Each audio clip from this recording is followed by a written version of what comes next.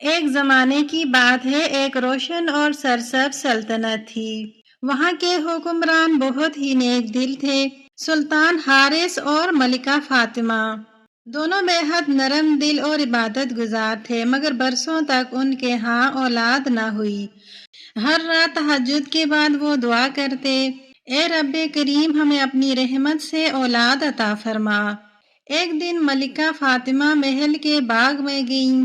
وہاں ایک خوبصورت پیلا گلاب کھلا ہوا تھا، نازک، مہکتا اور دل مو لینے والا۔ ملکہ نے پھول کو دیکھ کر دل میں دعا کی، اے اللہ مجھے بھی ایسی ہی نازک، مہکی ہوئی، نرم مزاج بیٹی عطا فرما۔ وقت گزرتا گیا اور آخرکار اللہ نے ان کی دعا قبول کر لی۔ ملکہ فاطمہ کے ہاں ایک نہایت خوبصورت، نرم دل، گلاب جیسی بیٹی پیدا ہوئی۔ اس کا چہرہ گلاب کی پتیوں کی طرح چمکیلا، ہونٹ سرخی لیے ہوئے اور مزاج پھولوں جیسا نفیس۔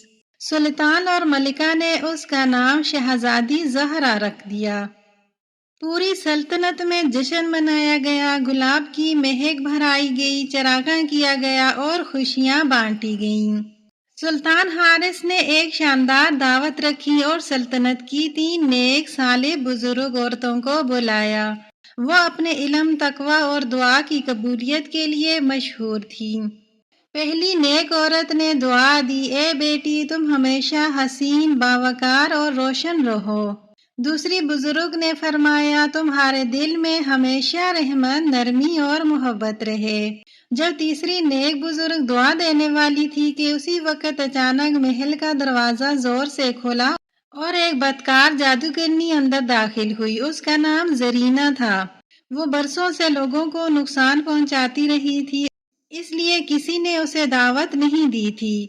اس کی آنکھوں میں حسد بھرا ہوا تھا۔ وہ چیخ کر بولی، مجھے کسی نے دعوت نہیں دی، مجھے اس قابل ہی نہیں سمجھا۔ اب میں اس لڑکی کو بددعا دوں گی۔ جب یہ لڑکی 18 برس کی ہوگی، اون کے چرخے کی سوئی اس کی انگلی میں چبھے گی اور یہ مر جائے گی۔ یہ کہہ کر وہ آندھی کی طرح بھاگ گئی۔ تیسری نیک عورت نے فوراً ہاتھ اٹھائے، میں موت کو تو نہیں روک سکتی، لیکن اللہ کے حکم سے بددعا کو نرم کر دیتی ہوں۔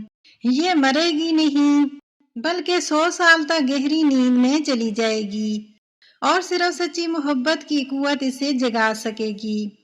سلطان حارث خوفزدہ ہو گئے۔ سلطان نے حکم دیا کہ پوری سلطنت سے چرخے، سوئیاں، کانٹے اور اون ختم کر دیے جائیں۔ سپاہی ہر گھر، ہر گلی، ہر بازار اور محل کے ہر کمرے سے ہر نوکیدار چیز اٹھا کر لے گئے۔ وقت گزرتا گیا اور زہرہ جوان ہو گئی۔ وہ اتنی نازک اور حسین تھی کہ لوگ اسے دیکھ کر اللہ کی قدرت کو یاد کرتے۔ ایک دن سلطان اور ملکہ ریاستی سفر پر گئے ہوئے تھے۔ شہزادی زہرا تنہا باغ کے پیچھے ایک پرانے راستے پر چلی گئی۔ چلتے چلتے وہ ایک چھوٹے سے کمرے تک پہنچ گئی جہاں چرخے کی گونگتی ہوئی آواز آ رہی تھی۔ یہ وہی کمرہ تھا جہاں جادوگرنی زرینہ قید تھی۔ شہزادی اندر گئی۔ سامنے ایک بوڑھی عورت بیٹھ کر چرخہ چلا رہی تھی۔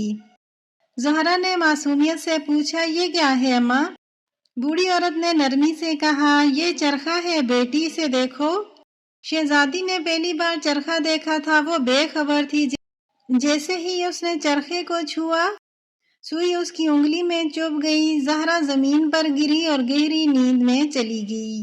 پورا محل لمحوں میں سو گیا۔ سپاہی کھڑے کھڑے سو گئے، خادمائیں فرش پر گر کر سو گئیں، باورچی چمچ ہاتھ میں لیے سو گئے، پرندے چپ ہو کر شاخوں میں سو گئے۔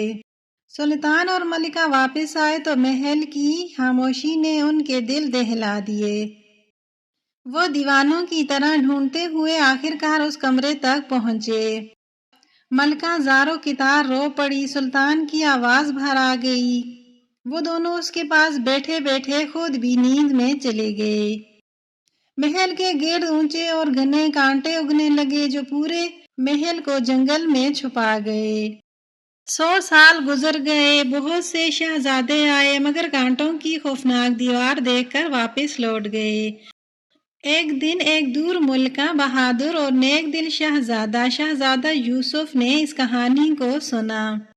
وہ چھوٹی عمر سے یہ داستان سنتا آیا تھا۔ اس نے آسمان کی طرف دیکھا اور کہا، اگر کہیں کوئی بے قصور تکلیف میں ہے تو وہاں جانا میرا فرض ہے، چاہے راستہ کتنا ہی مشکل کیوں نہ ہو۔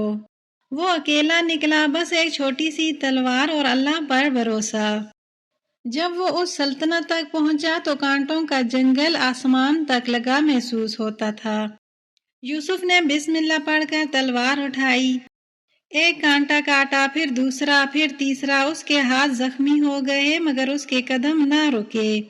آخر کار وہ محل تک پہنچ گیا۔ سچی محبت اللہ کی رحمت ہوتی ہے۔ وہ اس کمرے تک پہنچا جہاں زہرہ سوئی ہوئی تھی۔ شہزادہ یوسف احترام سے اس کے قریب بیٹھا اور آہستہ سے اس کے ماتھے پر محبت بھرا ہاتھ رکھا۔ ایک لمحہ گزرا اور زہرہ کی پلکیں ہلیں۔ زہرہ جاگ گئی۔ محل میں زندگی پھر سے لوٹ آئی تھی۔ ہوا میں خوشبو تیر رہی تھی، چراغ ایک نئی روشنی کے ساتھ جل اٹھے تھے۔ شہزادی زہرہ نے آنکھیں کھولیں تو سب سے پہلے اس نے شہزادہ یوسف کو دیکھا۔ اس کی آنکھوں میں سچائی، پاکیزہ نیت اور اللہ پر پختہ بھروسہ چمک رہا تھا۔ زہرہ نے حیرت اور نرمی سے کہا، آپ کون ہیں؟ یوسف نے احترام سے سر جھکا کر کہا، میں صرف ایک مسافر ہوں جسے اللہ نے آپ تک پہنچنے کی ہمت دی۔ یہ الفاظ سنتے ہی زہرہ کے دل پر عجیب سا سکون اترا، جیسے 100 سال کی نیند کے بعد اس کی روح کو پہلی بار روشنی ملی ہو۔ اسی لمحے سلطان حارث اور ملکہ فاطمہ بھی جاگ گئے۔ وہ اپنی بیٹی کو ہوش میں دیکھ کر سجدے میں گر گئے۔ الحمدللہ یا رب، تیرا شکر ہے۔ ان کی آواز میں وہ لرزش تھی جو صرف ماں باپ کی محبت میں ہوتی ہے۔ پورا محل جاگ چکا تھا۔ خادمائیں، سپاہی، وزیر، مشیر، پرندے، حتیٰ کہ پھول بھی کھل اٹھے تھے، جیسے 100 سال کا بوجھ اتر گیا ہو۔ کانٹوں کی دیوار آہستہ آہستہ تحلیل ہونے لگی اور یہ خوبصورت سی سلطنت ایک بار پھر چمکنے لگی۔ سلطان حارث نے زہرہ اور یوسف دونوں کو اپنے پاس بلایا۔ اس نے دونوں کے ہاتھ پکڑ کر کہا، بیٹی، جس نے تمہیں جگایا ہے اس کے دل میں اللہ کی محبت ہے، اور اللہ کی محبت رکھنے والا کبھی کسی کی امانت کا حق ادا کیے بغیر نہیں رہتا۔ ملکہ فاطمہ نے زہرہ کی پیشانی پر بوسہ دیا۔ 100 سال کی نیند ختم ہوئی، اب اللہ تمہیں ایک نئی زندگی دے رہا ہے اور اس زندگی میں سچائی تمہارا راستہ ہوگی۔ زہرہ نے آہستہ سے کہا، میں چاہتی ہوں کہ اپنی زندگی کا ہر قدم شکر، صبر اور ایمان سے بھر دوں۔ یوسف نے جواب میں کہا، اور میں وعدہ کرتا ہوں کہ ہمیشہ آپ کا محافظ، ساتھی اور دعا گو رہوں گا۔ یہ لمحہ پورے نورآباد کے لیے رحمت بن گیا۔ شام کے وقت پورے محل میں چراغاں ہوا، ہر برج، ہر ستون، ہر کمرہ روشنی سے نہا رہا تھا۔ قاری نے نکاح پڑھایا، صاف آسمان کے نیچے، چاند کی نورانی روشنی میں اور پرندوں کی تسبیح کے درمیان۔ جب شہزادہ یوسف نے قبول ہے کہا تو فضا ماشاءاللہ کی آواز سے گونج اٹھی۔ سلطان حارث نے اعلان کیا، آج سے ہماری سلطنت کی امانت شہزادہ یوسف اور شہزادی زہرہ کے سپرد ہے۔ یہ محبت، انصاف اور اللہ کے خوف سے حکومت کریں گے۔ لوگ خوشی سے رو پڑے، ڈھول بجے، پھول برسائے گئے اور سلطنت ایک صدی بعد پہلی بار سچی آزادی اور امن سے بھر گئی۔ زہرہ اور یوسف برسوں تک محبت، انصاف اور مہربانی سے حکومت کرتے رہے۔ وہ ہمیشہ کہتے تھے، کی محبت انسان کو نہیں جگاتی بلکہ اللہ کی رحمت انسان کے دلوں کو جگاتی ہے۔ یوں سلطنت نسلوں تک امن، ایمان اور روشنی کی مثال بن گئی، اور لوگ آج تک کہتے ہیں، جہاں دل میں بھروسہ ہو وہاں اندھیرے لمبے نہیں رہتے، وہاں ہمیشہ صبح ہو ہی جاتی ہے۔ یوں سچی محبت، صبر اور بھروسے نے اندھیرے پر فتح پائی اور خاندان ہمیشہ خوشی اور امن سے رہا۔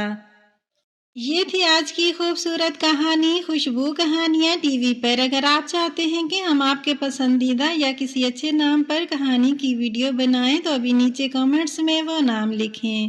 ہم آپ کی پسند کو اپنی کہانی کا حصہ ضرور بنائیں گے۔ اگر آپ کو ہماری کہانی پسند آئی ہو تو لائک کریں، چینل کو سبسکرائب کریں تاکہ اگلی خوبصورت کہانی سب سے پہلے آپ تک پہنچے۔